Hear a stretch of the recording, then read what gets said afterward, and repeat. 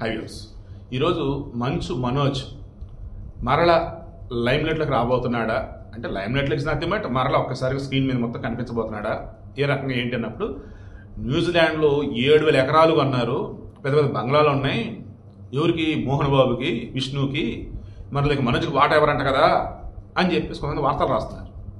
బ్రహ్మాజీ వచ్చాడు, ఒరే నాయన మీకు దండంరా బాబు, మేము సినిమా వాళ్ళం సరదాగా ఉంటాం, సరదాగా ప్రమోషన్ చేసుకుంటూ ఉంటాం. 7,000 ఎకరాలు న్యూజిలాండ్లో కొనేంత డబ్బు మోహన్ బాబు దగ్గర ఉందా? ఎందుకంటే న్యూజిలాండ్లో చాలా తక్కువ ప్రాంతంలోనే జనాలు ఉంటారు, మిగతా ఎక్కువ ప్రాంతం అసలు ఎవరు ఉంటారు, వదిలేస్తారు దాన్ని. నివాస యోగ్యం ఉండదు అనమాట. అది చాలా భయంకరంగా న్యూజిలాండ్.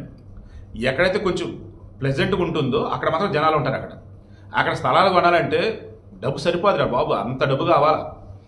అటువంటి అక్కడ ఎలా కొంటాడు ఈయన? 7,000 ఎకరాలు. సరే 7,000 ఎకరాలు 15 ఉందాం, మధ్యలో బ్లాక్ మనీ అని చెప్పేసి జోకేస్తే ఎవరో లేదు మొత్తం వైటే అన్నాడు. అంత వైట్ మనీ ఈయన దగ్గర ఉందా?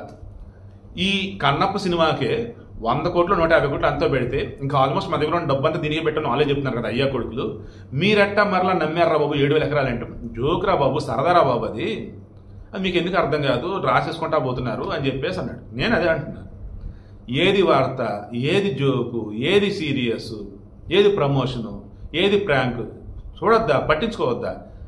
రాసుకుంటూ పోతున్నారు, వీడియోలు చేసుకుంటూ పోతున్నారు. నేను చూసి నవ్వు వచ్చింది.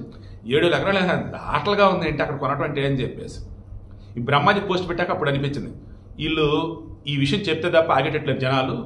సరే రా బాబుకి నేను కూడా చెప్తానని చెప్పేసి చెప్తూ ఉన్నాను. ఈ సినిమా హిట్ అయితేనే డబ్బు ఏదన్నా వీళ్ళకి. ఈ సినిమా ఏమాత్రం తేడా కొట్టిందంటే పాపం మంచి ఫ్యామిలీకి అలా ఆడిపోవాలి ఫైనాన్షియల్గా అయితే. బట్ ఆ సిచ్యువేషన్ రాకూడదు. సినిమా సూపర్ హిట్ అవ్వాలని కోరుకుంటూ ఉన్నాను.